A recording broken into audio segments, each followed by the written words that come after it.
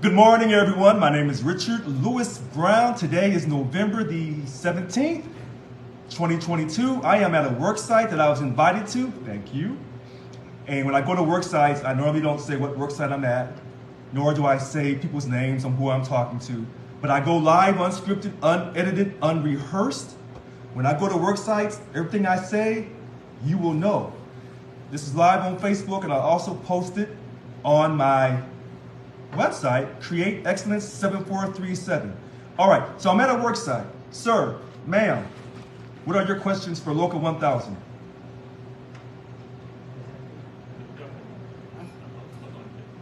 Oh, one of the questions is, of course, it's about the raise. The raise. Yeah, and see what are we going to get and when we will get it. So the first question is, of course, the money. As you know, Local 1000, we enter contract negotiations next spring sometime. You're asking about the raise.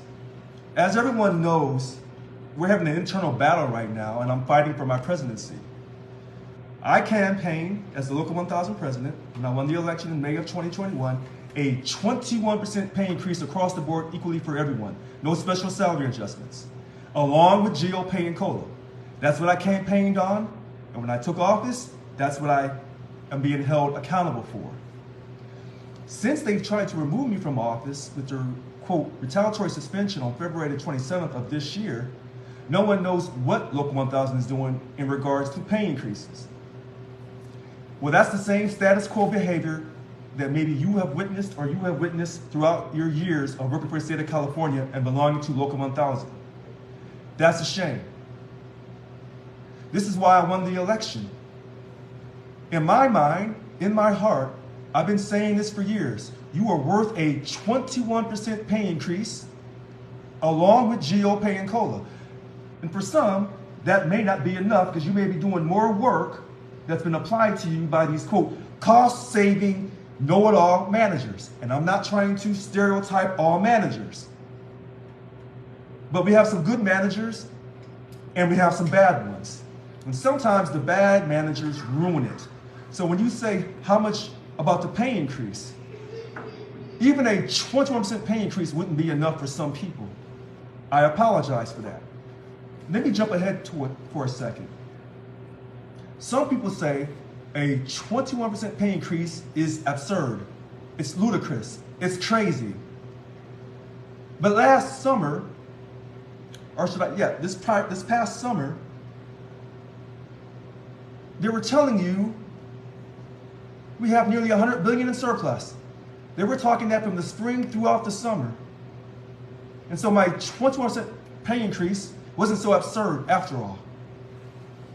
This is what they were telling you, nearly $100 billion in surplus. If they tell you that, then how much money do they really have? Now, in the last week or two, now they're saying we're 15 billion in the hole. We're 20 billion in the hole. We're 45 billion in the hole. That's a lie. That's an absolute lie.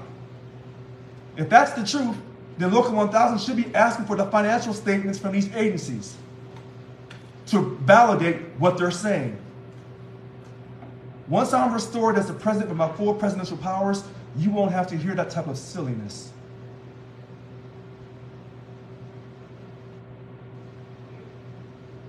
I want to thank you for working for the state of California. And I know many of you feel that even with a 21% pay increase, what about the respect in the workplace? Currently in our contract 5.11, your dignity is controlled by Cal HR in step 3 as the final decision maker. What kind of contract is that? I've said this for years. It's a childlike, condescending contract. Why would you sign a contract and give all the power to the state of California? If that's the case, then you don't need a union. Why pay money to a union? If you cannot sign a contract and guarantee the wages for the length of that contract, along with job security, then why sign a contract? If the governor at any time can say, oh, we're in a financial disaster, we need to take 2 days of pay for 2 straight fiscal years, and then turn around later and say, oh, by the way, help me fight my recall, which Local 1000 did, help me get reelected, not with my approval. How can he do that? Because he doesn't respect you. If you wonder why sometimes you're dealing with these bad behaving bosses who don't respect you, and they say, run to your union, because they know your union will not help you, because your contract is not even worth fighting over. It's nothing to fight for. I'm going to stop there for now, and then I'm going to take the next question. Hopefully what I've said so far will prompt more questions. Remember, we're going unedited, unrehearsed, unscripted. You will speak your mind. I will not cut you off. I will shut my mouth and listen to you. Next question. Yes, I always wanted to know, as an employee for the state of California and a union member, what can I do to make people more aware of what the union is and why there is a union? Because I've been working for the state of California for about 2-3 years now, and a lot of new employees, a coworker that I meet, they understand that there is a union, but they don't know, and I don't know how to refer them, where to refer them to. So that's something that I would like to ask. So this person just asked, this state worker just asked, what can he do to spread information about Local 1000? You can email your coworkers. Our website at Local 1000, SEIU1000.org. You can always call and get information about our union to pass on to your coworkers at 866-471-7348. Normally, you should start with your job steward at your worksite. If you don't know who your job steward at your worksite is, you can go to our website, SEIU1000.org, go on the map, click on your agency, your steward should be reflected. Not only that, but your entire DLC Executive Board leadership should also be reflected on that website, on our website, SEIU1000.org. I'll say it again, SEIU1000.org. You're in DLC 788. We have 51 DLCs in the state of California, and we have a couple outside the state. So included together, it's 51. This is DLC 788. Your DLC president is Heather Kessler. I'm not sure if you realize this. When you talk about promoting the union, Heather, along with others on the Local 1000 Board of Directors, they are plotting to remove me from office. If you don't want to see me removed from office and you want to see me reinstated as your duly elected Local 1000 president, you should contact her. I'll give you her email. I believe it's, it's president.dlc788@gmail.com. You can also see the list of all the DLC presidents and the bunk chairs at my website, createexcellence7437.com. Again, your DLC president for DLC 788 is Heather Kessler. You should email her and tell her, do not remove the duly elected president. Restore the president back with his full powers. Why is that so important? It's so important because I ran an election and I won fairly and squarely. And the allegations that have been made against me are false and meritless. And even though the HR1 process that's against me is over and the arbitrator will submit it to Local 1000, I guess sometime in November or December here, the board will have a meeting. You should demand that that board meeting be out in the open, unscripted, unedited, so you can see how people vote. So you can see that when they tell you in this great country called America that voting matters, you can hold Local 1000 responsible for saying that. Why is that so important? Because when you're trying to increase the membership of Local 1000, people need to know that their voting matters, and they vote for someone, and that person wins the office. That person should not be removed on baseless, meritless allegations that were being devised before he even was sworn into office on June 27, 2021. So communication is key. I've given you the website, SEIU1000.org. I've also suggested you call our MRC, 471-7348. I also suggested you contact your job steward for your particular work site. You can go to our website and find out who your job steward is at seiu1000.org. If you notice, when I talk, I keep saying the same thing. I'm hitting these points over and over and over and over again. Because sometimes people will say, well, I didn't hear you say that. That's funny, because I always repeat myself in my videos over and over and over again. Does that work? Yes, it's called repeat messaging. Yes, that's what they use in the military. That's where I got it from. So you must communicate this message.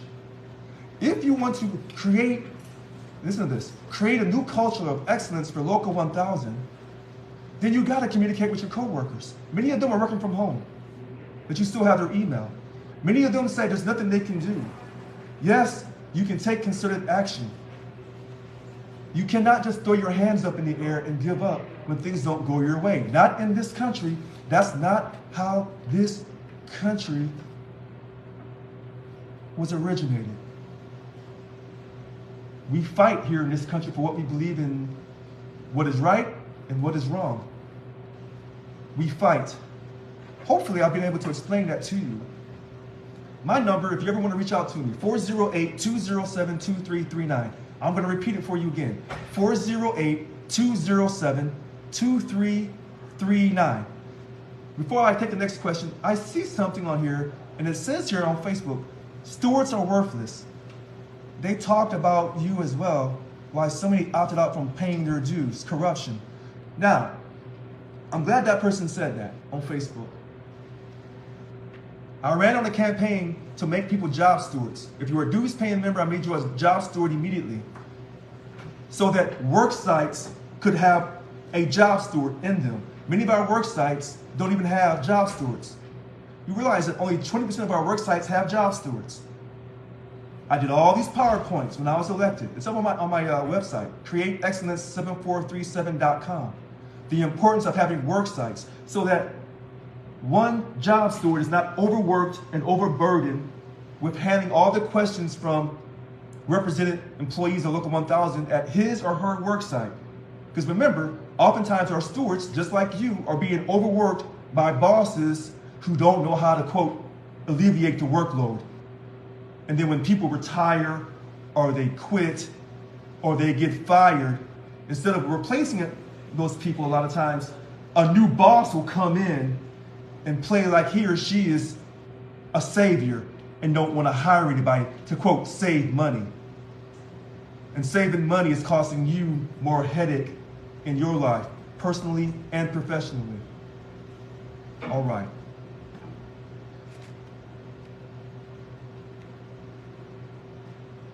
What's a question that you have about a union, whether it's Local 1000 or unions in America, that you feel, I don't really want to say this out loud, but I feel like it needs to be said?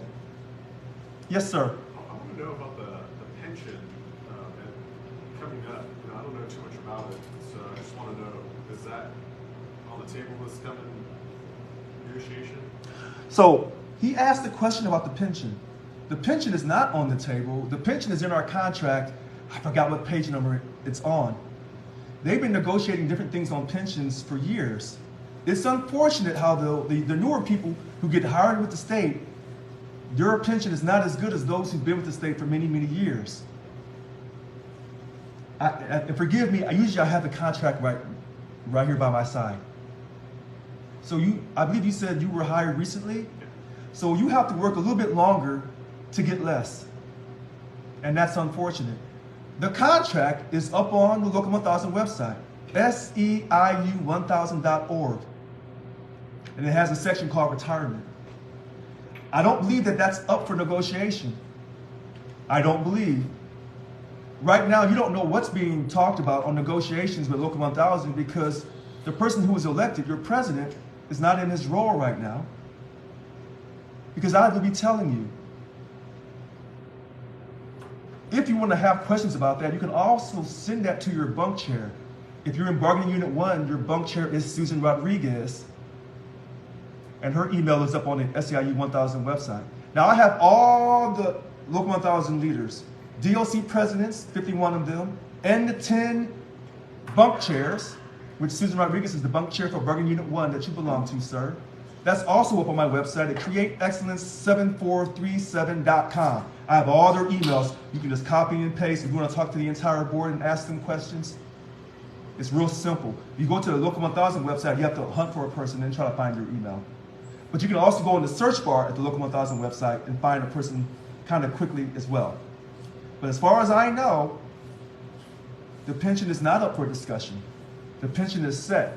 For those who work for state service prior to January 1st, 2007, and then those after January 1st, 2007, up to January 1st, 2011, that's another group.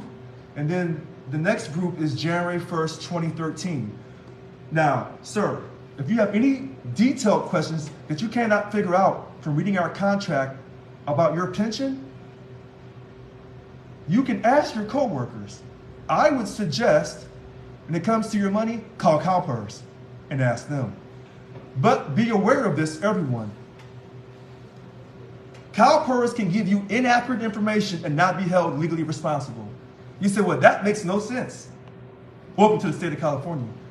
So when CalPERS tells you something, have them send it to you in writing. But also be aware that if they tell you something wrong, they won't be held responsible. So you may want to get a second or third opinion on what information you're being told by a coworker, by CalPERS, maybe by someone in the financial field that can read contracts. Because I don't know if you remember, years ago, a person retired from the state of California. They did her retirement wrong, and she had to get a second job in her retirement because she lost, I think, over $2,000 per month. Because she had state service, she left for more than 6 months, she came back, and then when they gave her retirement calculations, they told her incorrectly. Of all the things that I say to people, when it comes to your retirement, trust no one. Get a second and third opinion on what they're telling you and get it in writing. Does that answer your question, sir? All right. Next question. Yes, sir. Hi, my name's Eddie Story. I thank you for your service. Oh, thank you, sir. I mean, it takes a lot of courage to do what you're doing. I want to start off with, this is more like posing a question to you as far as recent news. I'm sure you're well aware of yesterday that they announced that there's going to be a budget deficit of potentially $25 million.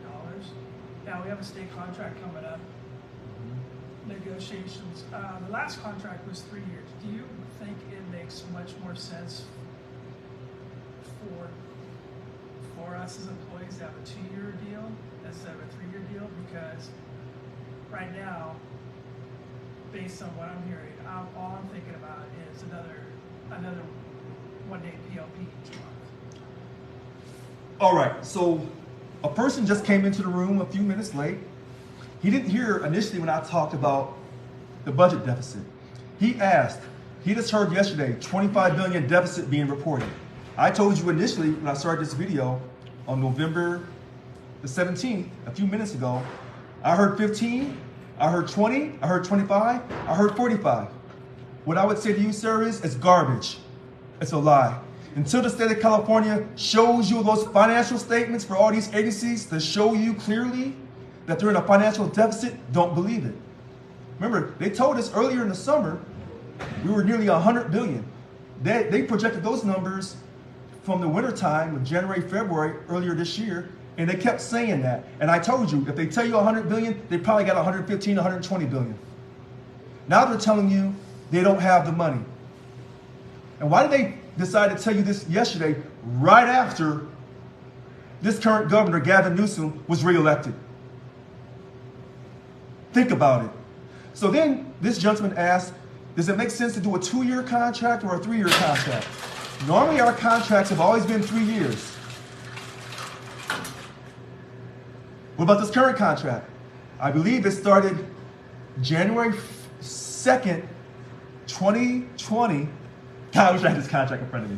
January 2nd, 2020 to June 30th, 2023. That ain't no 3-year contract. That's a little bit more. Now, Why did we even start a contract on January 2nd, 2020? That's not on the end of a fiscal year. Usually we do our contracts on fiscal year periods. July 1st through June 30th, 3 years later. Sir, one time in the past we had a 4-year contract. I believe it was 2011. No, I'm sorry. Normally our contracts are 3 years, but sometimes they run a little bit more than 3 years. Now, you asked about the POP. Why have we ever agreed to a POP, sir? That makes no sense. It makes absolutely no sense for you to have a signed contract and then agree to give up a day's pay. Why have a union if you have a signed contract for a period of time to pay you X amount of wages with X amount of working conditions? Why would you agree during that contract to give up 1 day's pay? But that's the behavior of these public sector unions here in the state of California, including our own very Local 1000. And I got elected to stop that kind of mindset. Now, some people say, well, if you don't give up the 1 day POP that we've done before in the past, then we'll get furloughed. So let's go back in time. Schwarzenegger started with 2 days furlough. Then it went to 3 days. He was a Republican. The Democratic legislature didn't agree, but they finally approved it. But he did it incorrectly. And a lot of people got paid back their money, except for a lot of people with Local 1000 did not. The Democrats asked you to give up their money through a POP voluntarily because they're, quote, labor friendly. So you lost 3 days with Schwarzenegger. Go back in time. After him, Jerry Brown got reelected on his second go around. But that contract that got signed 2010 to 2013, we'd agreed to give up 1 day of pay. 1 day of pay for that contract, 2010 POP. Why? Because he was labor friendly. And then while under that signed contract, he asked for another day, and we gave up another day, 2012 POP. So we lost 2 days with him, and we lost 2 days with this current governor. And remember, 2 and 2 is 4, which is bigger than 3. And we were scheduled to lose 2 more days, but they cut that off for the fiscal year 21-22. So, sir, if you're jumping ahead and saying, is there a possibility this governor could ask us to give up 1 day of pay or 2 days of pay for this next contract? Yes, it is possible. Are we stupid enough? Are we dumb enough? Have we not learned from the past? Put me back in office and you'll find out we're not stupid. Nor are we lazy, nor do we not have a good work ethic? But you have to remind yourself, when the state of California has taken from state employees historically, what makes you think they're going to do anything differently? That's why they have elections. That's why you vote in new leadership to create a new culture of excellence for Local 1000. Because the only culture of excellence that we know about from Local 1000 over the years is that we will bend over and give the state of California whatever they want. And then we wonder why we cannot get a 100% membership. And you have people in your office who are anti-union who tell you, you pay all that money to the union, but what do you get back in return? You don't get back anything in return. You only get back what they want you to have. And as long as you continue to receive what the state of California wants you to have, you'll be living paycheck to paycheck, trying to figure out how you're going to put your kids through college, but yet you're told to be union proud. Rich people don't live paycheck to paycheck. Rich people don't tell you they are looking for a livable wage. You need a substantial wage so that when times get tough, you can have money put aside. You won't need a government subsidy or a government handout. And that, on what I'm saying, applies to whether you are a Republican or a Democrat or a Libertarian or an Independent or a Green Party, or if you're not affiliated with none of the political parties. There is a perception that if you are a Republican, you should not be part of our union, that you're anti-union. That's evil, that's a stereotype, and it's wrong. There's a perception that Democrats are all pro-union. That's a lie as well. I'm glad you asked about that deficit question. because we're going to talk more about this down the road. But don't let that deficit question convince you that, quote, we need to give up 1 day's of pay. No, we do not. We absolutely do not. Absolutely not. Also, they have it on the contract, January 1st, 2020 to June 30th, 2023. I think January 1st is a typo. I think this contract started on January 2nd. Anyway, that's a great question, sir. Hopefully everyone who's a dues paying member will vote on this next contract. Here's what I would tell people. If they're not guaranteeing you those wages for the length of that contract and your job security for the length of that contract, and you're not getting a substantial pay increase, then why pass the contract? Why pass the same thing?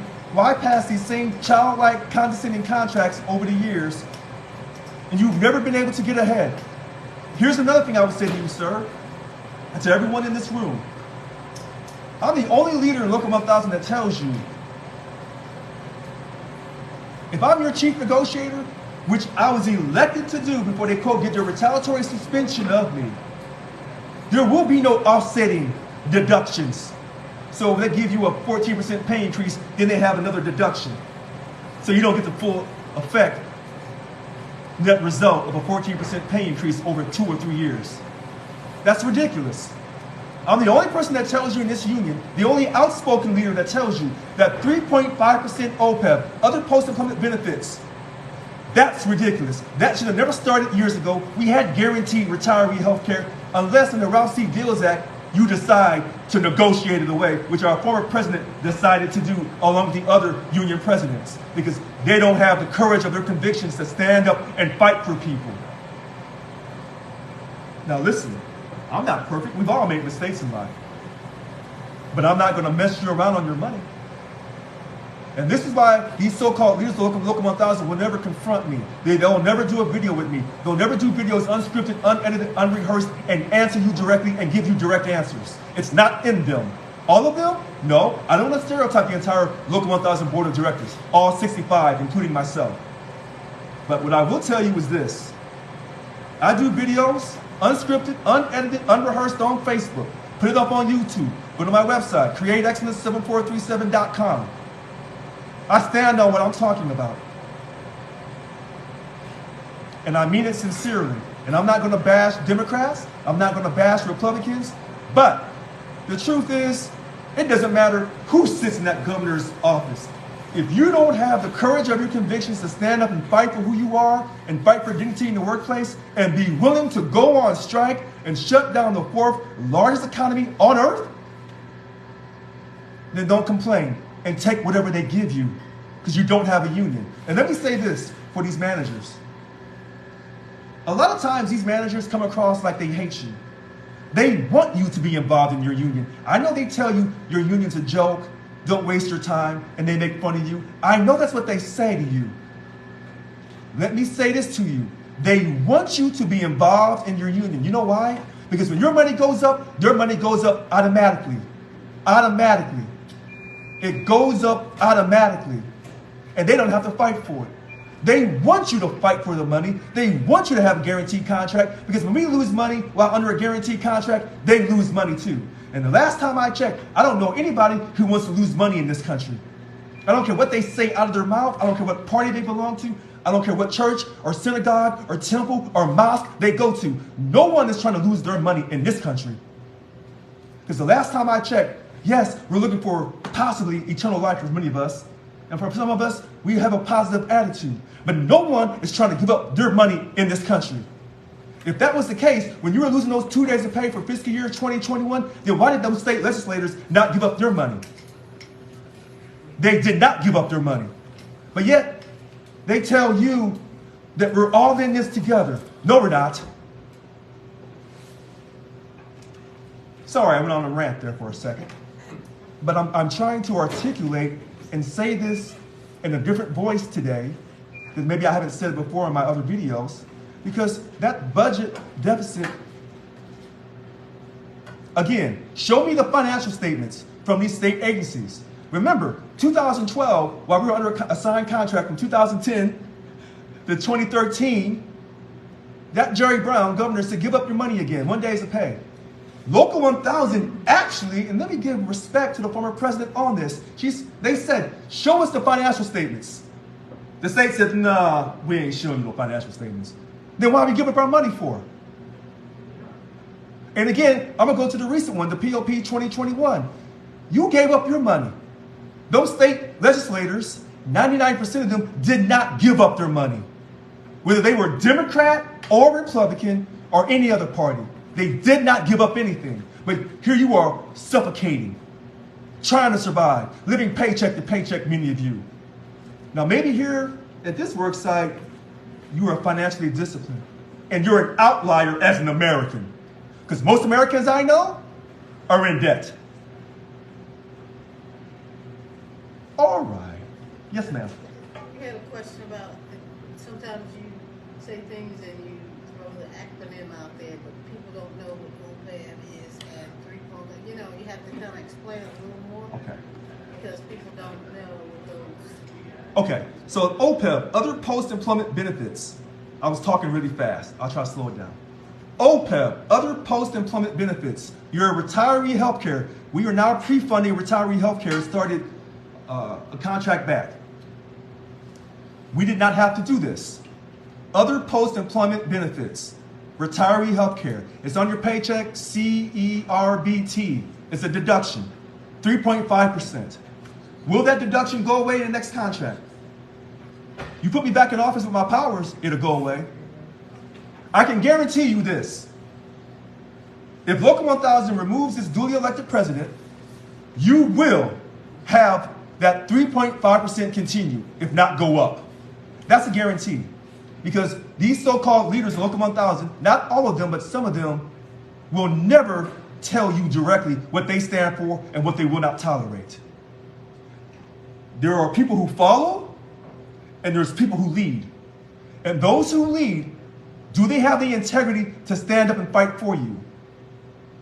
Unfortunately, Local 1000 has a history of bad leadership.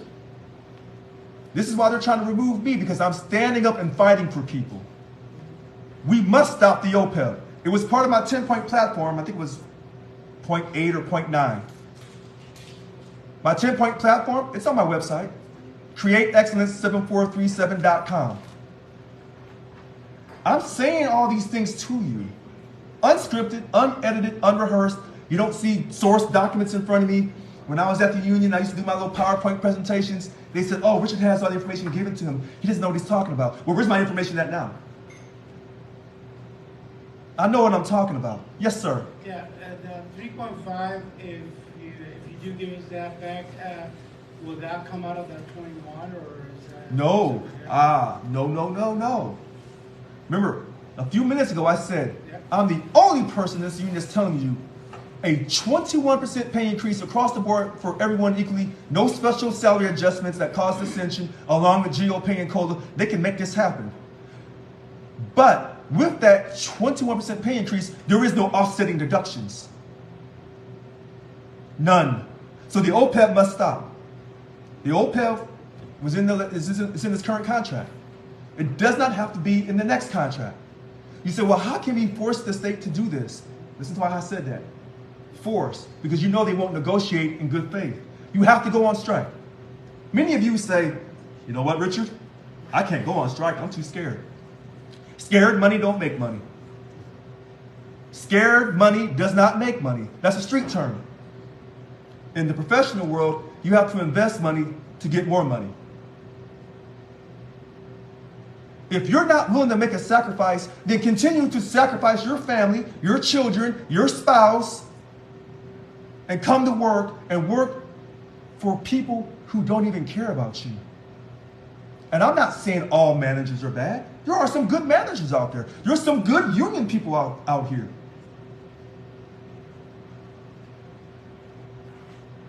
But that ain't the perception. That's not the perception. We can stop the 3.5% OPEB deduction. We have to go on strike. They say, oh, well, we can't go on strike, Richard. We have a no strike clause in our contract. Okay, let me try this again. When a person tells you we have a no strike clause in our contract, they are telling you the truth, but they're not being factually complete. The no strike clause is in our contract for the length of the contract. Once the contract expires on June 30th, 2023, after you bargain in good faith and reach a legal impasse, you can go on strike. We took a strike vote back in 2016 in the October-November timeframe to go on strike. Do you remember that? I have it up on my website. I voted to go on strike. If you're afraid to go on strike, then you're willing to accept what the state of California does to you every single day you come to work. When you talk about, sir, talking to your coworkers, that is an issue that will come up. They want you to, quote, work and be scared of your boss. Work and be scared of losing your job. They'll tell you anything to keep you trapped. And they'll tell you that over and over and over again as a repeat message to control the narrative. Some people say, I don't want to be a slave at work. Well, you are. You're not an indentured servant, you're a slave at this moment. Because you're afraid. You're afraid of standing up and fighting for yourselves. Many of us are afraid. What will we do if we don't have a check to take care of our families? But yet when you have the money to take care of your families, are you really happy? Are you giving your spouse and your children your very best? How can you be giving them your very best when you're trying to work at work and they're overworking you on the job? What do you have left to take home to them? Not much. Does leadership at Local 1000 talk to you the way I do? No, they don't. If you're not careful, the leadership at Local 1000, as someone told me, they're just like management. Remember when they wanted everyone to get vaccinated? I said, no, some people don't want to get vaccinated. Some do. That was a big controversy. Did you see leadership at Local 1000 supporting me when I said, if you don't want to be vaccinated, that's your opinion? They were nowhere around to be found. Did you see leadership try to fight for those jobs in Lansing County? At CCC? No. We had a rally. Was any of these so-called leaders? A few of them showed up, but they wanted to make themselves look good. They weren't sincere in their efforts to fight for jobs. If they'll shut down people's jobs at Lansing County, they'll shut your job down just as fast. If we're all in this together, if we're, quote, trying to be a union, then let's be a union. But if you don't want to be a union, then why should you pay money? Why pay money to an organization that's not going to fight for your money? That's guaranteed. Why sign a contract that's not guaranteed? If they can come and take your money, whether you like it or not, then why sign the contract? Do what the heck you want to do. You're doing it anyway. Why should I pay for this? And then to top this off, they're trying to remove me from office. This has been going on since February 27th. I'm fighting an HR1, an internal process, so they can kick me out of the union. I'm fighting a lawsuit with one of the DLC presidents, so he can kick me off the board of directors, two separate issues. What does that tell our people about voting in this country? That they want stuff? They want to hide the truth. So, someone, continue. Oh no, I was just saying, do you want to hide the truth in some way? So someone just spoke up and said they want to hide the truth. Why can't I have said that? I talked 3 or 4 minutes, 8 minutes, and then someone says it in 6 seconds. Local 1000 wants to hide the truth. Yes. I didn't tell that person to say that. They don't want you to know the truth. I give you all the information, and then you can make an informed decision. But like I tell people, you can be analytical. That's fine. But at the end of the day, when you speak to someone, did that person touch your heart? Did they inspire you? Did your spirit or your gut instinct tell you, Richard told me the truth? Now I know why they're trying to rid him out of office. He's too truthful. In fact, how did he even win the position? How long was he in there for? Oh, they let him stay in too long. I'm giving you all this information. because I'm trying to inspire you. Now, you're in DLC 788. You can contact your DLC president, Heather Kessler, and say, hey, put Richard back in his position with his full powers. She's one of the people on the board who's going to vote to remove me from office. She'll never tell you that. You should demand that when it comes to the future of the Local 1000 president, that board meeting be held out in the open. It should be in person. Because what they're doing is they're silencing the voice of the voters of membership in Local 1000. If you allow an agency or a group of people trying to run a coup, remove a duly elected leader on baseless, meritless allegations, and then you think you can get a good contract with the current leadership you have right now, you're not getting no contract. You'll get what they want you to have, and then they'll call it a contract, and you may lose money. And they're already trying to prep you for it by telling you we're 15 billion in the hole, or 20 billion. 25 billion in the hole. That's an absolute lie. But they think that state employees in the state of California are lazy. We don't work hard. We have no work ethic. We can't think for ourselves. And they can take money from us anytime they want. That's a problem. That is a problem. I'm in this particular work site. Some of us have disabilities. Some that you see, some that you don't. I don't have to tell you about discrimination. I don't have to tell you about having your back against the wall. You already know.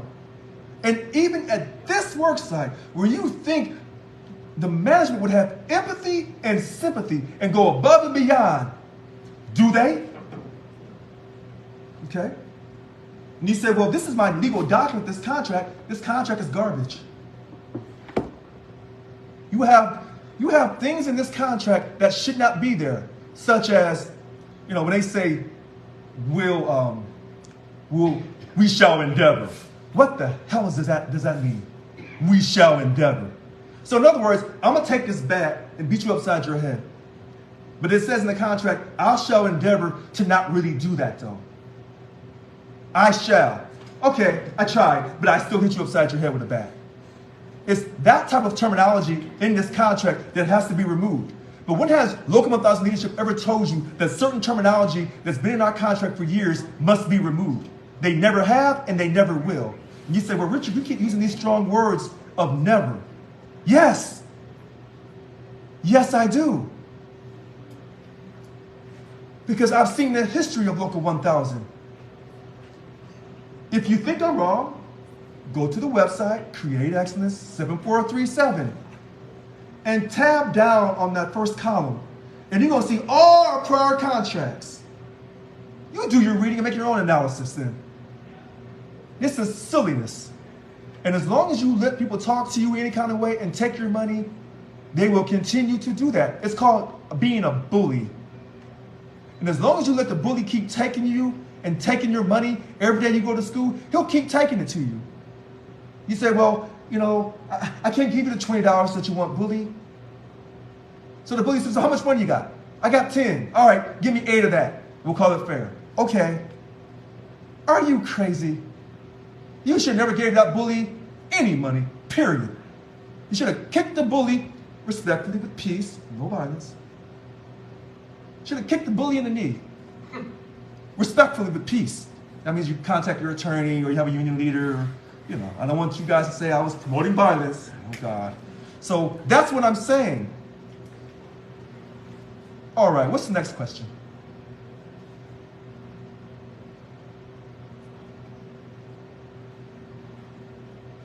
All right, so it's got quiet for a second. It is almost 12:15. So we started, I think, right at 11:30, 11:31. So I'm going to stop for, I'm sorry. Do you know? You probably don't. Okay. But we are all waiting for this to be over. What to be over? This stupid stuff with you out of our union. we just can't wait. We're fighting. All right. So the person asked, we are all waiting for this to be over. I told you the HR1 process against me, the internal HR1 process against me to remove me from the union. The final hearing was done. And so the independent arbitrator, sometime, I guess in December, will submit a recommendation to Local 1000. And then they'll have a Local 1000 Board of Directors meeting. This is why I said you should email your DLC president, Heather Kessler, and demand that meeting be held out in the open, and demand the president restore back to his presidency with his full powers. He was elected to do a job. They have no intention on ever letting me back inside that building. That's on that issue. That meeting will probably be held in December. You should make sure that Heather Kessler tells you when the meeting is, and you want that meeting to be out in the open. You should email and have all your coworkers email this. And I'm gonna say this to you. It ain't really so much about me saving my job. It's about your money.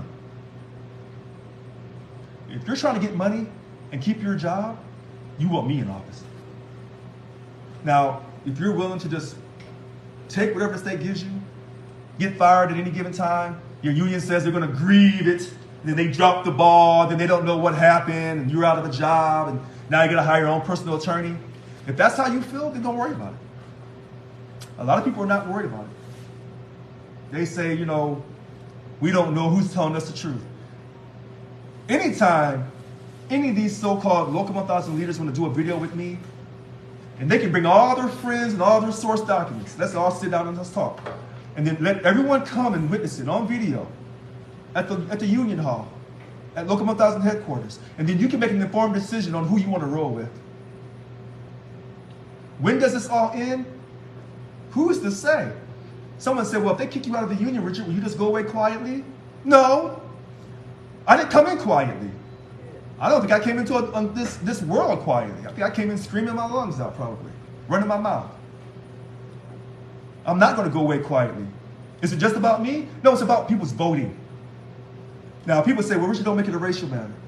Yeah, I'm black, and they're trying to run me back to Missouri. I get it. I'm not as good as the California people. Fair enough.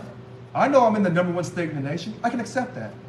I can accept the fact that people don't like me because I'm outspoken and I'm black. I've been conditioned by America to accept that. But what I cannot accept is when people vote and their voices are thrown away. That I'm not accepting. Maybe that's the military in me. I don't know. But I'm not accepting that. They didn't accept the January 6th insurrection at the national Capitol. A lot of people are not accepting what they did.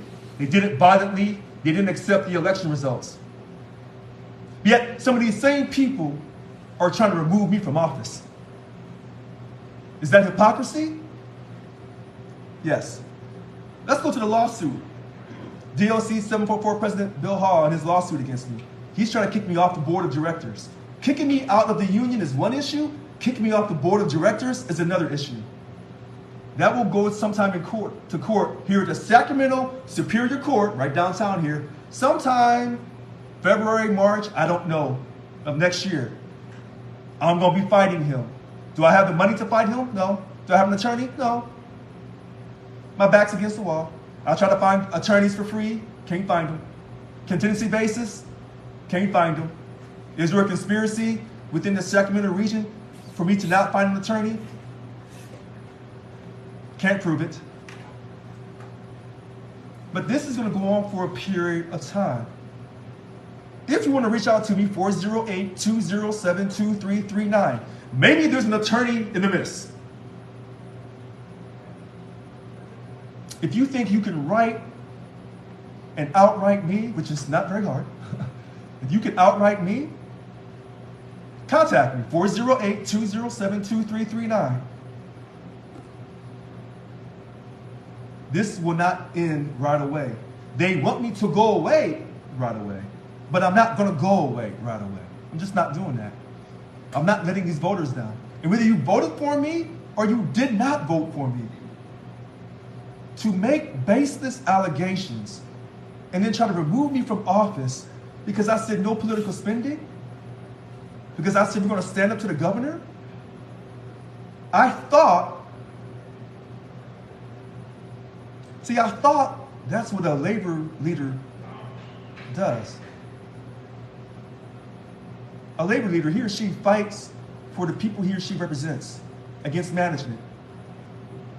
Some people say that a labor leader is an agitator. Local 1000, you can't tell.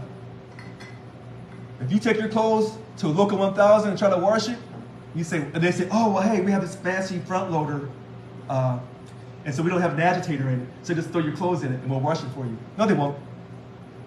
They didn't wash your clothes when they had an agitator. In fact, when they had a top loader, agitator in there, you took your clothes to them, your money.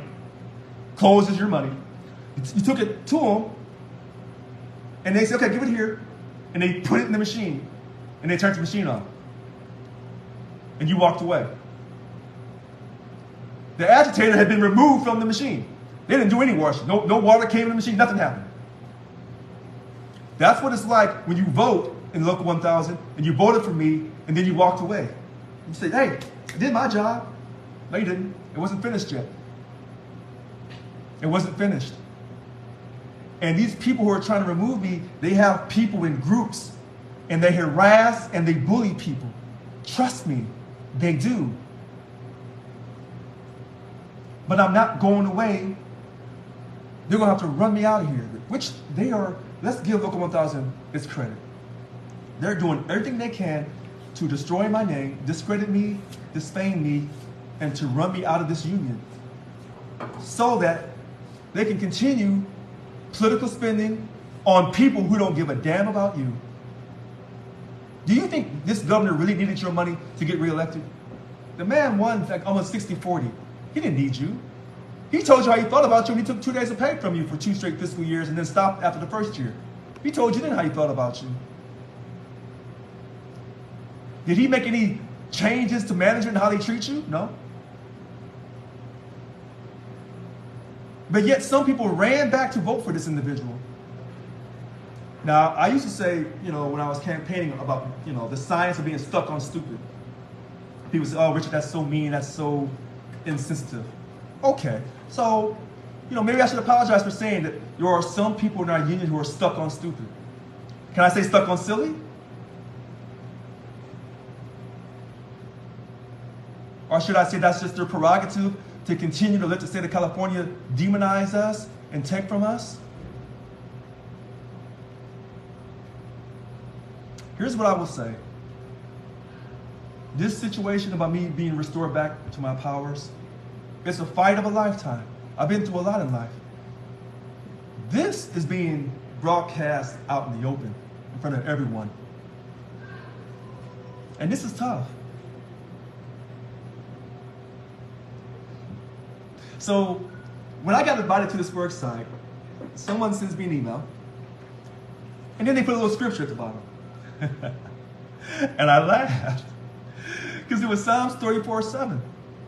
So I had to go read it real quick. And I laughed.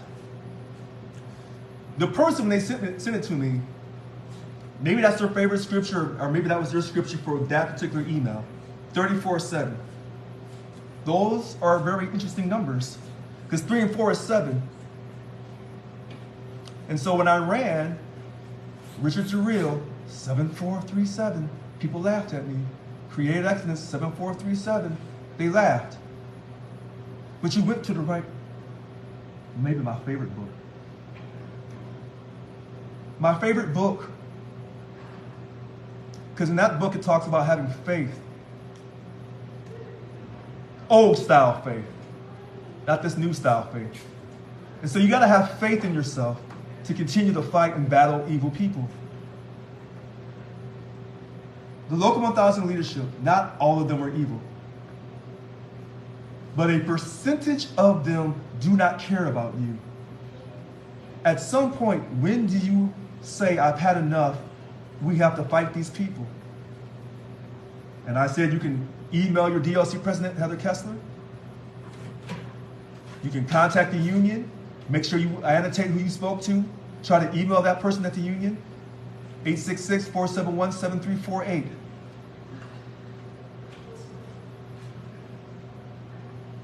If you know other ways to contact the news media, you should. I really find it hard to believe that in the state of California, we represent nearly 100,000 or maybe 98,000 right now, I'm not sure, that of all these people we represent, no one has a relative that's not a singer, a dancer, a rapper.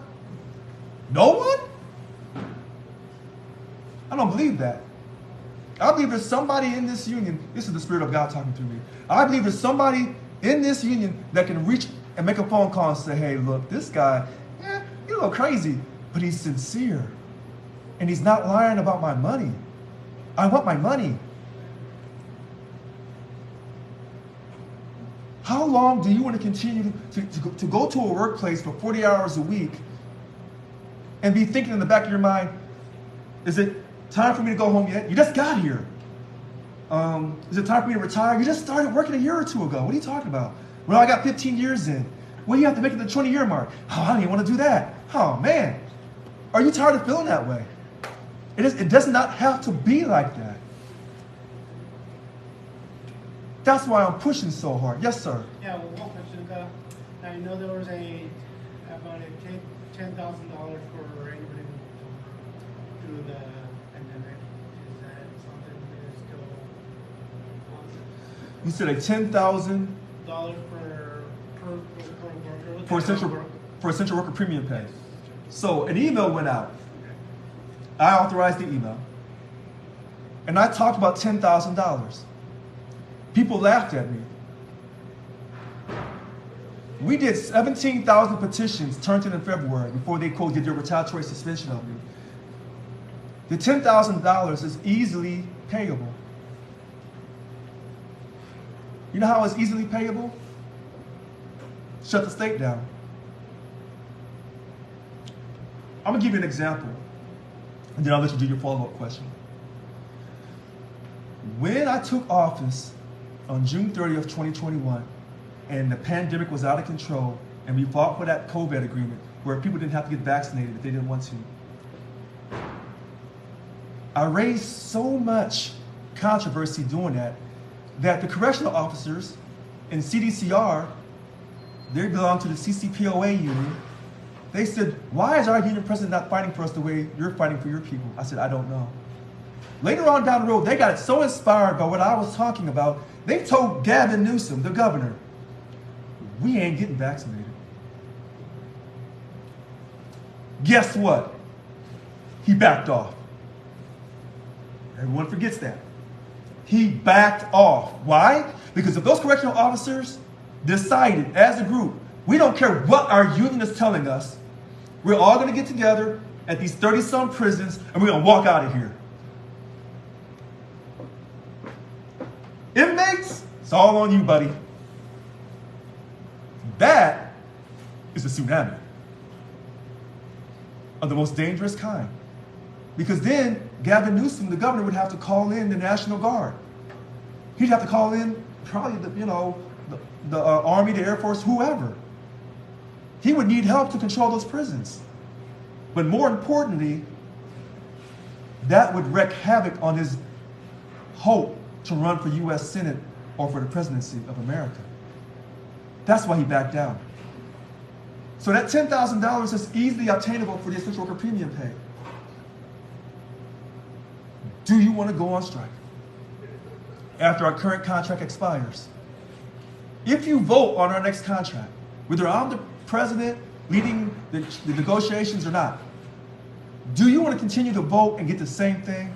Because if you're doing the same nonsense, then stick to what you have.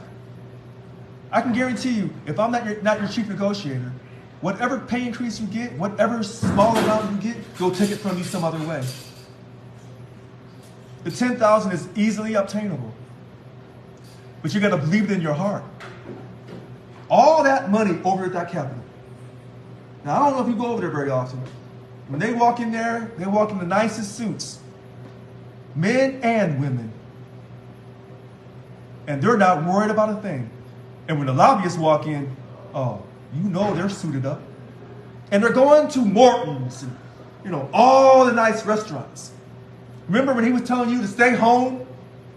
Don't go out and eat? Remember that in November of 2020? He was at the French Laundry kicking it with his lobbyist friend. Remember that? We can easily get this money. I'm going to give you another example of how easy it is. But it's easy to get it. The action is easy. It's the sacrifice to make the action that's tough. When in the 60s, they had the civil rights protests down south. I'm just going to be honest with you. There's no way those black people down south in the 60s should have been able to pull off what they did. People say, oh, they had a great strategy. Forget the strategy. Like Mike Tyson says, everybody's got a strategy until you get punched in the head. It's the sacrifice. And that's the question that state employees of Local 1000 have to ask themselves. You say, well, Richard, what sacrifice have you made? Over 50,000? Over the years campaigning on 3 different tries? And then all this nonsense I'm going through? You have to make the sacrifice to get that 10,000. Which goes back to what you were asking about, how long is this situation of what I'm going through is going to go on. Let me tell you how evil these people are in Local 1000. They refuse to pay for my attorney fees to fight for what is right. Because I was doing my job as a duly elected president in good faith. And I did it out in the open. But yet, they're paying DLC 744 President Bill Hall's attorney to sue me and you. And they're paying Veronica Law's attorney on her HR 1 to remove me from the union. That's the type of silliness that you have currently right now in Local 1000. And I'm doing this live on video. And so all of my enemies within Local 1000, they go right on video and they watch me and they write down little words and say, okay, this is how we'll attack Richard. But when they go to work sites, do they do it live on video? They don't want you to have $10,000. They don't want the OPEB to go away. I'll give you another clear example. We did a survey. When I was at the office, Local 1000 did a survey, telework survey. Everyone agreed with me. $100, nothing less. And if they deny you telework, they have to tell you give you a financial justification. Once they did the retaliatory suspension of me, they quickly signed that telework agreement. 50 and 25 before tax. You signed a 50 and 25 telework agreement when they're telling you they got nearly $100 billion in surplus. And then you wonder why I say people are stuck on stupid. The science of being stuck on stupid. And people say you're being mean. Really? But because I can't say it with a smile, I don't have the charm of Dave Chappelle? Well, there's only one Dave Chappelle. Oh, I don't have that perfect brown skin, professional delivery of President Barack Obama. When you find Barack Obama out here, let me know, okay? There's only one him. There's only one me. I'm telling you the truth. Do I tell it the way you need to hear it? Maybe not. But this is what it is. When I told people years ago, we have people within Local 1000 that have Stockholm Syndrome. They've been kidnapped by the state of California. And everything the state of California does, they try to come back and tell you, well, the state had to do that. Whose side are you on? I feel like I'm a kid here. Are you on their side or my side? Well, I'm kind of neutral. No, there is no neutral in this. Either you're on my side of the playground or you're on their side of the playground. It's almost like the smart kids and the not so smart kids. And I ended up getting into the smart kids group.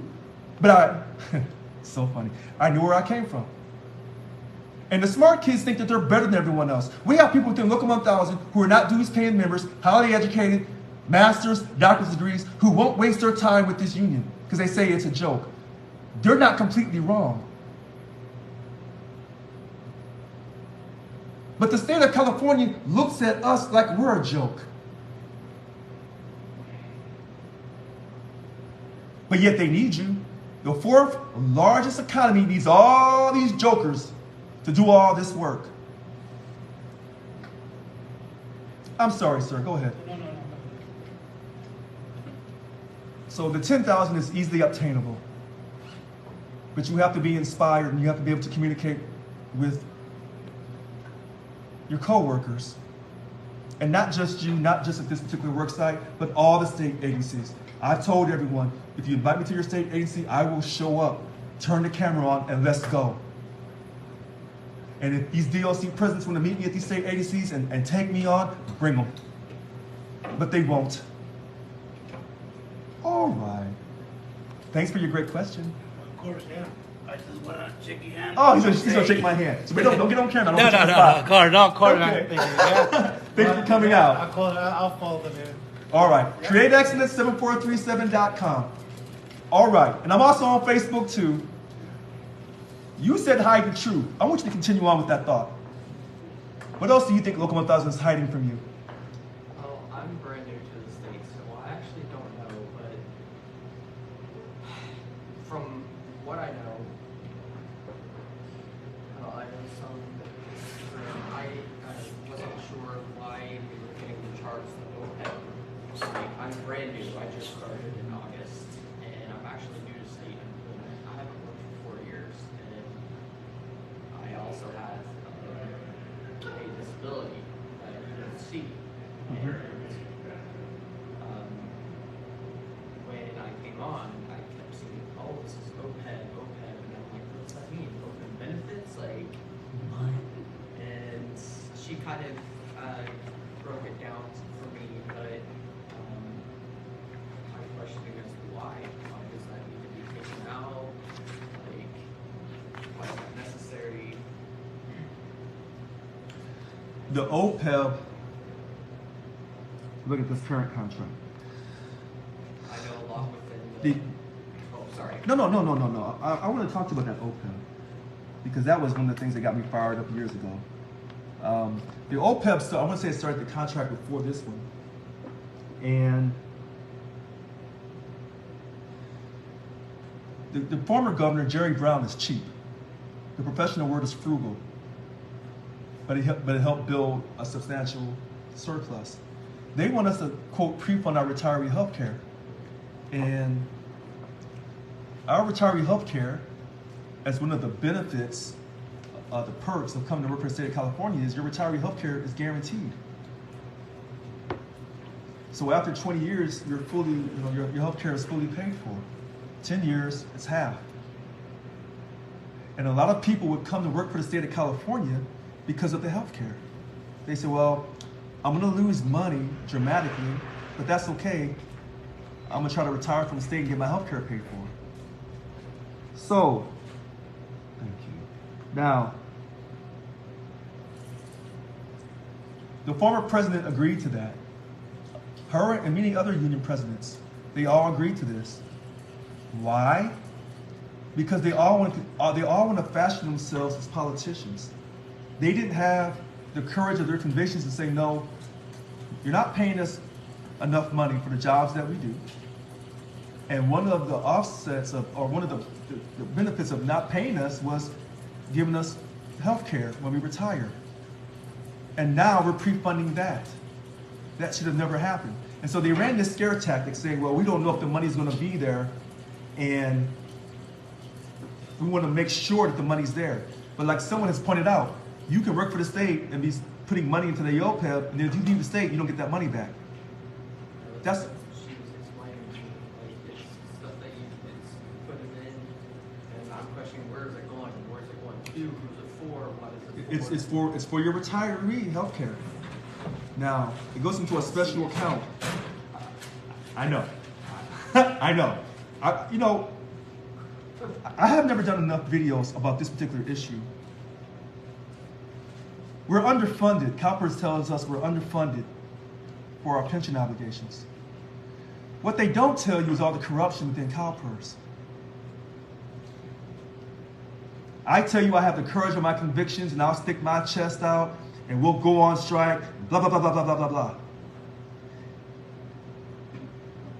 I'm not so willing to go after CalPERS because I do believe they'd come for me, my life. The reason why we're underfunded was many, many years ago in the early 2000s, CalPERS was funded just fine, but the state took a holiday for a couple years. They should have never done that. And any finance professional will tell you, when you are funding your retirement account, whether it's the pension or the 401k, You fund that thing every month religiously. I don't care if it's raining. I don't care if the sun's shining. And if you reach your limit and you say, well, we're overfunded, so what? They didn't use financial discipline. And because of the early 2000s, what they failed to do, now, here you are, a young person, and you're paying the price for what the older people who are supposed to be so smart and so wise didn't do. They didn't do it. And I think they were taking money and putting it in other areas. This OPEB is wrong. You will not find anyone in any union in this state who's a leader, who's running for president, or who's the acting president, tell you this. Because they want to be politicians. I am not trying to be a politician. I'm trying to get you paid money. It's very simple. I'm a very simple person. And people who know me say, oh, you're so cheap. Well, don't you want a cheap person? Don't you want a cheap person, running your organization? Not cheap on you. I'm trying to get you all the money possible.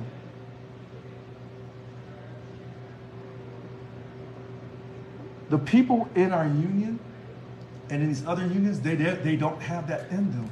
You got to have a gift, a certain spirit that you were born with, that when you're handling money of other people, you put such a great value on that money. I'm never going to do anything to hurt you financially. Unfortunately, in this country, in this capitalist country, you have people in positions of power who don't care about how you live. And if they can make you live paycheck to paycheck, then they can force you to go to jobs that you don't want to do and get you to vote for people that you don't want to vote for. Either vote for the Democrat or the Republican. And both of these people are taking a bat upside your head. That's not an option. One hits you upside your head twice a month. The other hits you upside your head a little bit easier once every 6 months. That is not an option. But they got us so convinced and they got us so torn apart. Democrats over here, the Republicans over here. This two-party system rule. No one gets ahead. They don't want a third or fourth option to come in and give you the truth and give you the justice that you're seeking. The OPEB is wrong. And I would tell anybody, if you want to vote this next contract down solely because of the OPEB, you should. If you want to vote the contract down because you don't see a 21% pay increase, you should. If you see offsetting deductions in the next contract, you should vote the contract down and make sure your coworkers do the same thing. If you see any type of offsetting deductions, and then when they ask you to vote on the next contract, make sure they show you the whole contract. If they don't guarantee your job for the length of that contract and your wages without you losing your wages, then why sign a contract? Don't approve that contract. And I am, quote, the suspended president telling you this. Because once I win this and I'm reinstated my full powers, you're not going to see this type of foolishness. That's how it has to be. And if you had one person willing to put his or her neck out there in the state of California, then that's going to affect the other unions. But not just in the state of California, because the state of California, whether you realize this or not, and many of you are born in the state so you don't know any better, this is the #1 state in the nation. Not Texas, not New York, except for the Federal Reserve System's in New York, not Florida, not Illinois. It's California, most populous. When you want to be a star, where do you go? Some of them go to New York, but 90% of them come out here. You want to be Silicon Valley tough? You come here. This is the #1 state. So when you make waves in this state, when you are able to influence in this state, you influence the rest of America. Here's your example. Schwarzenegger, he wanted to do the furlough. So he did it. Then the cities and the counties in the state of California, they said, well, he's doing it, we'll do it. Here's the problem. That nonsense called the furlough spread all across the U.S. because the unions didn't stop him in his tracks right then and said, what the hell are you talking about? You gonna furlough us. You furlough us, we'll shut this state down. Nothing to get done. And no movies will get produced either, Mr. Schwarzenegger. He didn't do that. We didn't learn our lesson from Jerry Brown, the 2010 and the 2012 POP. We did that same nonsense again. They agreed to give up money, our former president, while under a signed contract. This relates to your OPEB. That was madness that they ever agreed to, quote, pre-fund retiree health care. And they run this analytical con game. We don't know if there's going to be money there for you when you retire for your health care, so we'll just have you pre-funded. That's garbage. That's garbage. That's like when they tell people, well, you know, Social Security is going to go bankrupt, you know, in 2044. Really? Even the Republicans couldn't sell that garbage to their own voters. They were like, hold on a second. That ain't no handout. George Bush, the son, was talking about that, and then he cut all that out. Let us ask ourselves this question. When the Federal Reserve tells the Treasury to print money, what is it based off of? It ain't based off of gold anymore. That's over. It's not based off of diamonds or silver or brass or copper or Silicon Valley technology. You know what our money is based off of in this country? Perception. And as long as you're perceiving that we don't have enough money, then you don't have enough money. That was a scare tactic they ran on us. Why don't people talk about this? I don't have no fight with the Federal Reserve. I don't want them to tax me or run the IRS check on me. I have no fight with the Federal Reserve. I'm just telling you the truth, though. The OPEB should have never started. It can stop. Maybe that's why they're trying to run me out of office. It wasn't just the pandemic, my vaccination status, my outlook on the vaccination for the pandemic. Maybe it was the OPEB. Maybe it's the 21%. Maybe because I said no political spending. Maybe because I don't support Gavin Newsom. But how do you expect me to support somebody when you do these types of things to me? Has he come out and said, you know what, the OPEB was started, but we don't need that OPEB. You know, I'm labor friendly. Let's stop that OPEB. Let's get more money into the pockets of state employees because they are producing the fourth largest economy. Does he say that? I'm gonna tell you something. When he said we're gonna close down those prisons, and those prisons, most of them are, you know, in these little small rural towns that are probably conservative thinkers. He doesn't care. He's not getting votes from those little small counties, those rural counties, those red counties. He says, I'm social justice. You know, I'm doing this. I'm fighting for the transgendered. I'm fighting for those who want to have abortions. Listen, I'm all for a woman's right to have abortions. But if you're so much about social justice, then why are you taking state employees' money? If you're so much about social justice for all of us, since we're all in this together, because he's a liar. If you were so much about social justice, when Juneteenth was approved as a federal holiday by the President of the United States, because he was saying thank you to a black man in South Carolina for helping him get elected, then why did this governor also approve Juneteenth as an additional paid holiday to show respect to African Americans who are descendants of the enslaved African? Because he doesn't care. And you don't see any of these so-called black leaders in the state of California speaking out about that.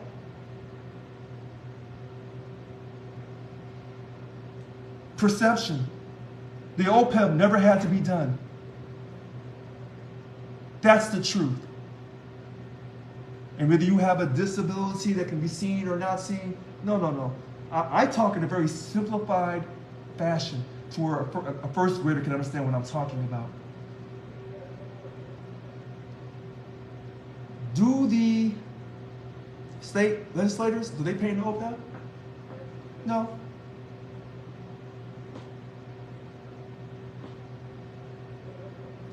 Nobody knows exactly how they get paid. They say they get paid their salaries and they don't get medical retirement or whatever after they leave the state legislature. Is that really true? Do we actually know what they're getting? I'm sorry. Oh, I just wanted to ask you, tell you about the farm workers when they protested. The who? The farm workers. The farm workers. Oh, yes. Yeah, they Yes. protested. He did nothing. He didn't give them a union. Remember that? And it was just a while ago. And the politicians were saying, yeah, we need them here to work on the farms. And So, okay, you caught me on that one. Now, I'm aware that the farm workers were protesting and Gavin Newsom didn't do anything. Governor Newsom didn't do anything for the farm workers. yeah. So he really doesn't care. See, this is unscripted. I didn't talk about this. I wasn't going to bring that up. The farm workers, and it goes back to that AB 400. Now the food workers say they don't want to be unionized because they know it's all about control. I'm going to say this to everyone. Local 1000 is being controlled by the state of California, along with SEIU International in DC. And that's unfortunate. And when I was elected, I stopped that control. And that's why they're trying to run me out of here. And all these things that I say. And if you noticed, I say things that you may hear from certain groups. I may say something that, quote, a white Republican may say. I may say something that a white Democrat may say. I'm definitely going to say things that black people say. And then I'm going to say some things that black folks are not going to say openly. And then I'll say some things for Latinos and Asians. And then pretty soon you say, well, hey, he's talking to all of us.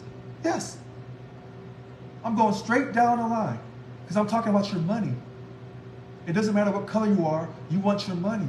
And you don't want your money being taken from you for no reason. And you can't understand how that OPEB is really going to help you. It didn't have to happen. And I'm sorry that you have come to work for the state and you're under that January 1st, 2013 pension formula. I should do more videos about that pension stuff, but I always tell people to go through CalPERS. And even though CalPERS may tell you stuff, they can tell you incorrect information and not be held legally responsible. That sounds like the craziest thing, but it's the truth. Our former union president didn't fight hard enough. But she was a politician. And she played her cards perfectly correct. And in fact, she's running for the retiree seat. There's a good chance she'll win the retiree seat on the CalPERS board.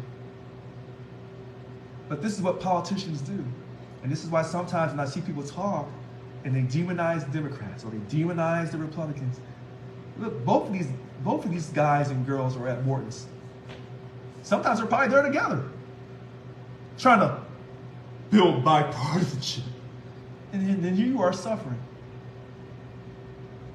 America's going to wake up one day. I don't know when.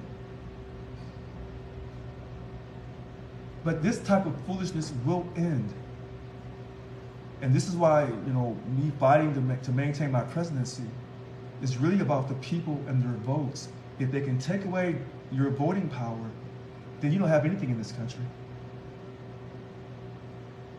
And I'm sorry that OPEB passed. And I beg people to vote no on the prior contract. I said, don't pass that OPEB. That's ridiculous. Because once you pass it, stopping it's going to be such a tremendous thing.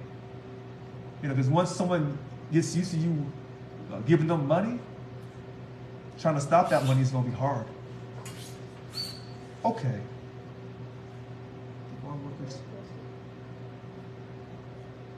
Yes, ma'am. I've worked for the state for a long time, and one of the things that has occurred with the union, as you're talking with us, is the information going out there, the information and the transparency. Because this morning I was talking to my coworker, and she told me something I had no idea about. And that's one of the things. When I started, it was under CSCA, California State Employees Association. We knew what was going on. I could ask 10 people, and 9 out of 10 of them would tell me the same thing. And they could give me the information. Over time, under SEIU, less and less information has been given. And now I can probably ask 10 people and I'll get 10 different information. And it's like, which one is correct and which one isn't? And if I go outside of the department, there's even information. So that's part of your messaging issue as you're talking about, we need to do this, is when you talk to people, they don't understand what some of this ramification of what's going to happen. And I think part of that, like you were saying, was on purpose. And I think part of it, especially with COVID, it's Zoom meetings and stuff, and so we're not connected anymore. And you don't hear things in the workplace. It's like things happen in the workplace here, and we've got different things and different projects and stuff that we don't have the opportunity for because we're not hearing about it. And it's the same thing. If Evelyn didn't tell me a lot of the things that you were saying, I would have never known some of this stuff. And then that's part of the issue with it. And one of the other ones that you brought up with Schwarzenegger, when we got furloughed 3 days a month, that only some people were furloughed 3 days a month, not everybody. And when we tried to ask them, well, why is that? Nobody would answer us. I actually found out from a different manager who got promoted from rank and file to a manager what that was. And you know, that's the kind of thing that doesn't build a lot of trust in the union.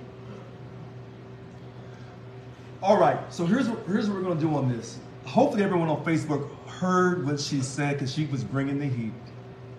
As soon as she said CSCA, I said, uh-oh, dig in, because she has a lot of knowledge. She says there's been a lack of transparency in information over the years. When we were CSCA, California State Employees Association, everyone had the same information. You could ask 9 out of 10 people that gave you the same story back. Ha! And she's right. When did that lack of information start to, when did the lack of information start?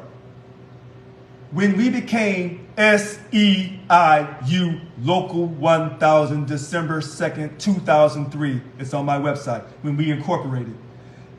For those on Facebook, I'm probably looking at a 25 plus year employee right now. For those who have that type of superior knowledge, you know, it was a big war back then. Perry Kinney, and he was at war with Jim Hard. And Jim Hard had the backing of SEIU because Perry Kinney didn't want to be involved in politics. And Perry Kinney was collecting a salary stipend. And Jim Hard and Yvonne Walker and Stephen Alari, they were all against that. Well, no, wait. Stephen Alari was actually with Perry Kinney. I take that back. So they broke away. And so SEIU Local 1000 became independent. And that's when you start getting all these mixed messages. And that's why people can't tell you the same thing. And that's when they start hiding information. Let me get to the next part that she said. Very, very important. I had all this stuff memorized years ago, and I haven't talked about it in so long. The furlough situation. Why were some people furloughed and some people were not? Remember this. A Republican governor said, I'm taking your money. I'm furloughing you. The legislature, controlled by Democrats. These constitutional officers, controlled by Democrats. So the constitutional officers, State Treasurer's Office, DOJ, oh gosh, give me another one. I think BOE. They said, we're not furloughing our people. And they didn't do it. So some people got furloughed and some people didn't. Some people who got furloughed got their money back because they were a special fund, self-funded agency, Earthquake Authority, Prison Industry Authority, First Five, oh gosh, I want to say the State Lotto. Those people got their money back. The former president agreed for them to get their money back, but dropped all the other furlough lawsuits. The former president did that. I'm going back in time. You probably know I'm telling you the absolute truth. Here's the trick. This is why they don't like talking about this. When it comes to furlough, the Republican governor has to use the furlough option because we're not going to, quote, give up our money to a Republican. But when the Democrats ask you, they say, just give it up voluntarily because we're labor friendly. And here's the trick to you give up your money voluntarily. It goes across everybody. And so those constitutional officers who are Democrats said, okay, yeah, we'll give it up, no problem. Furlough, you shut the state down 1 day, 2 days, 3 days a month. Everything shuts down. PLP, you just voluntarily give it up. but everything keeps going. There's a difference, a big difference, but they don't like telling people those facts. And I remember back in 2009, 10, they were actually having a fact sheet about the furloughs. That's the trick between the Democrat and the Republican. The Republican just takes it from you. I'm taking it from you. The Democrat tries to act like he or she is your friend. Oh, why don't you just go in and give it up? We're all in this together. But remember, Gavin said, you don't give up the money, I'll furlough you. You was not going to furlough state employees as a Democratic governor in the election year of 2020 when Joseph Biden needed every vote and then some to win the historic election. You were not going to do that. And I told people, don't agree to this. And they did it anyway. Let's talk about the transfer of information. I would send out email blasts when I was at the office at Local 1000. When they did the retaliatory suspension of me, now I can't really email nobody. So when I email now, I have to go off my list that I had many, many years ago. And what they've tried to do is they try to slow that down so they can control the narrative. So you can control the narrative, you can control what was said in the past, now you can control the future. So you're absolutely right. How do I go about that? By trying to go to work sites, trying to get you and other people to forward my emails to other co-workers so you will hear the truth. It's a long, hard battle doing that. Local 1000, since they did the retaliatory suspension of me, have been sending out emails once, twice, 3 times a week, telling you what they want you to know, which is nothing. They have never told you what they're not willing to accept in the next contract. And they never will. Why won't they? Because the state hasn't told them what to say. What do you say? Well, wait a minute. But we have a negotiating team. I thought they were negotiating. No, they're not. No, they're not. When have you heard any of these leaders, the VP of bargaining, Irene Green, tell you, we are not accepting that? When have you heard these bump chairs say, we are not taking mandatory overtime for the LVNs or the RNs or the supervising cooks in the prison system anymore? If they still want to make that extra money, that's okay. But it's their option. Your kids or the money. Take your pick. But you have an option. You have the freedom to choose. They're never going to do that. I wish I could communicate. I wish I was going to all the work sites. Very few people have the courage to invite me to their work site. Some stores are afraid they'll be castrated. They'll be demonized, ostracized.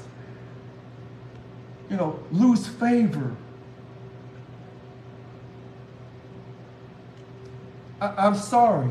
And so when we left CSCA and became SIU Local 1000, and here's the part of this that Perry King did not want to do. He didn't want the political spending. He didn't want to wear the purple and gold. See, you know what's funny? Create Exodus 7437. I have on my other tab about CSCA history. I have it all laid out. So when people go to my website and they laugh at it, they say, this is a little jacked up website. Yeah, it's jacked up. I did it. But if you're looking for information, it's there. This whole situation about how fast I'm getting back in the office. I have a tab called The Drama. It talks about all the stuff that I did, suspending them of their official duties, and then what they did. And all the PowerPoints that you would find really interesting, that's up on my website as well. When I took over Local 1000, I was putting up information about historical elections and about money, about the OPEB. It's all in the PDF. Just hit on keywords and you can find this information. Since they've tried to remove me from office, they're trying to run disinformation. They tell you what they want you to know, which is nothing. They're not telling you anything. Well, this Bill Hall, I worked on my real job this week, and then I went to this work site, and I went to that work site. Oh, how do we know you did that? Where's the video at? Those people asked you why you're trying to remove the president that was duly elected? Do you have the video of that? How did you answer that question? Did you answer the question on why you, quote, created this legal position called the chair, and you didn't go through the dues-paying membership? Mr. Hall? I don't understand that, Mr. Hall. We didn't vote for you. In fact, when you ran in the uncontested election for DLC 744, no one voted for you. Because there was no one to vote. No one cared about your DLC. Your people in your DLC don't like you down in the Bay Area. So yes, this is all by purpose, to give out all this disinformation, to keep everybody confused, keep everybody thinking different things at different times, so no one knows anything. So if I come up here and tell you the truth, well, you don't know if I'm telling you the truth. You don't know if that person or that person or that person. You don't know who's telling you the truth. And so pretty soon you're just like, well, hey, if I want this type of confusion, then I can just go home to my family. I'm so sorry, yes. So it's interesting that you said you don't know who's telling you the truth. And I believe in scripture. And one of the things that I truly appreciate in scripture is you shall know them by their fruits. Their fruits. Well, you think, what does that mean? Well, fruit is something you can see. It's tangible. You can see it, you can touch it. You know them by their actions. What do you get back? What's produced from their words? So I'm always, it's interesting all the time, whenever I get an email from SEIU and they have wonderful grammar in all their emails, wonderful flourishing words that have no substance because they're not giving me data, facts. They don't have any numbers. They don't have any, as President Brown said, proof. There aren't any pictures. There's nothing that I can really touch, sink my teeth into. So, if you ever wonder who's telling you the truth, well, who's giving you the feel good, the words that make you feel a certain way, and who's giving you information that may not feel good, but is backed up by facts, by data. That's how I judge. So, one of the things that I look at and I listen for is when you're giving me information, how do you back up that information consistently? And I noticed that when I've heard President Brown, he's always given me information, where to find the information. He then encourages me to ask more questions. Whereas the other individuals say, don't worry, we'll take care of it for you. You don't need to think. You don't need to ask questions. And if I do ask questions, oh, well, then I'm a troublemaker. So that gets me thinking, you're hiding something. So if you wonder about who's telling you the truth, well, who's the one that's scared of the truth? When you try to get to the truth, when you try to get more information, who shuts you down? That's my formula. Question authority. Exactly. You know, I thought we were a labor union. Aren't we supposed to question all authority, including the authority within our own labor union? So do you have an idea of approximately how many people are backing you or or resisting the takeover? so so someone just said about showing the numbers and the pictures when they send out these emails. And I always say stuff and I say, go and research what I'm saying. And that's very accurate. And then I just got asked about, how many people are backing me. So 2,637 people voted for me. Earlier when I was talking today, I said, taking your money to the washing machine, that there's no agitator, and you're not even washing your money. You're not doing anything with your money. So the people who voted for me are people that said, Richard, we trust you, get in there and get the job done. But they weren't activist voters. The people who are against me have activist voters. They'll go out here and they'll say anything and they'll harass anybody at any time.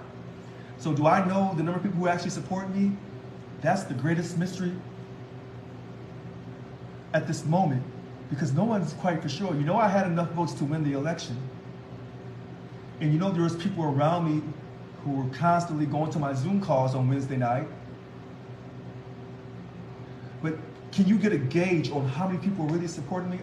If I had to guess right now, I would say anywhere between 10 to 15,000.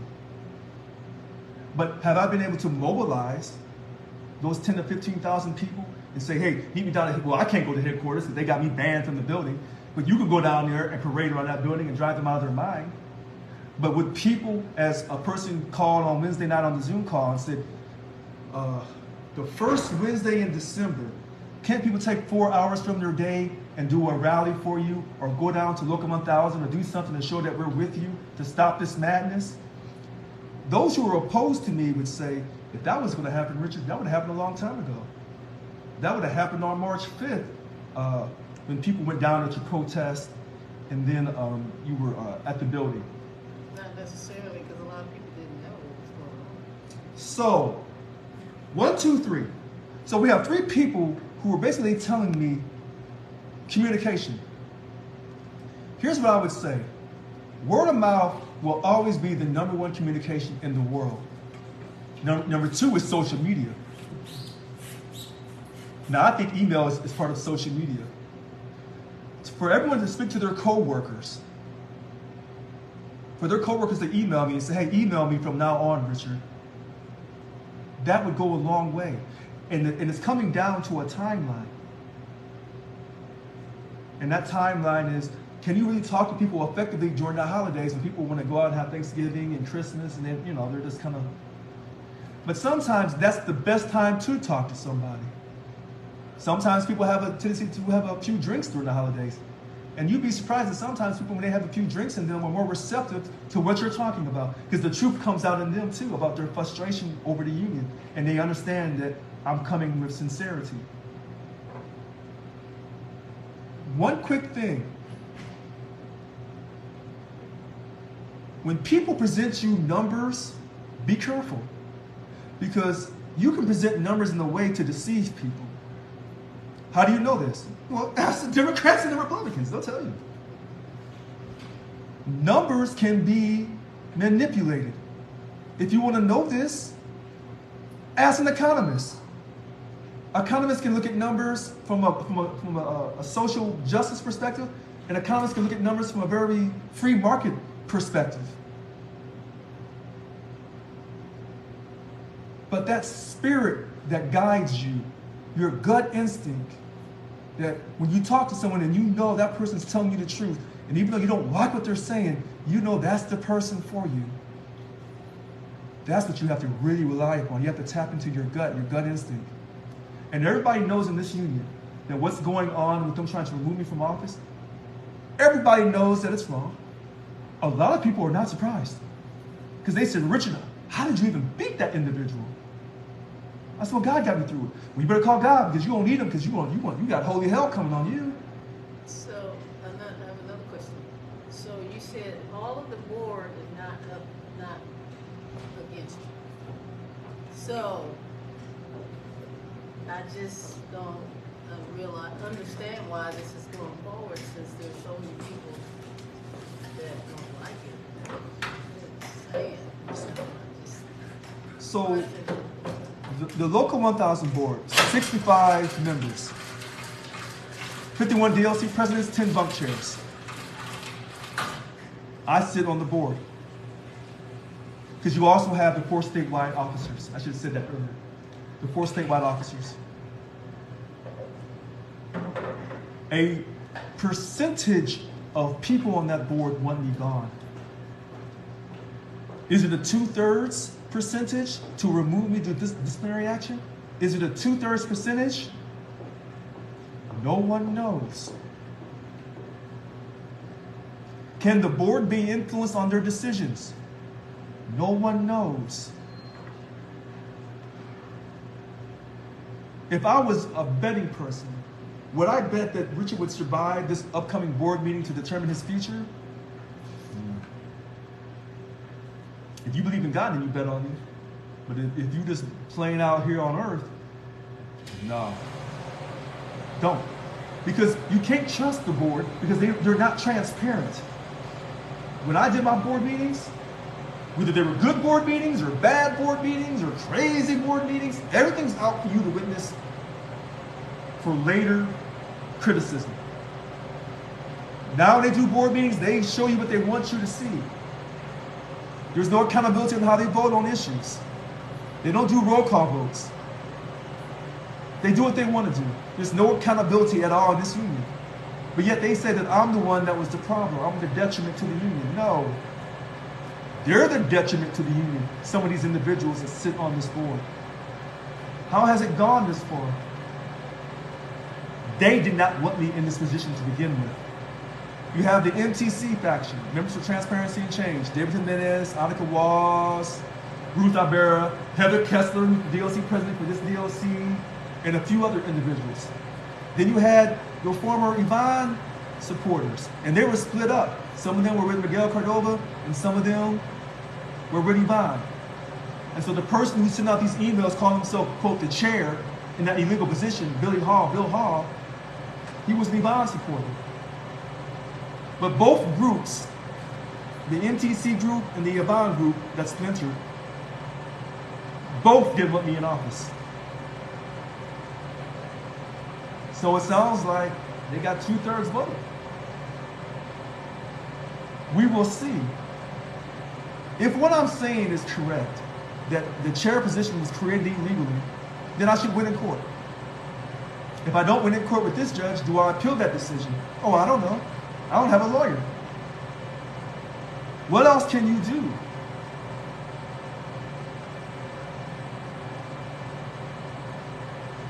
Time will tell. Time will tell. All right. Are there more people coming? Okay, so we'll shut it down here. Okay, so what time is it have? Is it 1:15? All right, so I'm Richard Lewis Brown. I got invited to a worksite. I had a great time. Today is November the 17th, 2022. Thank you so much for inviting me. You make it a great day in the state of California. Thank you.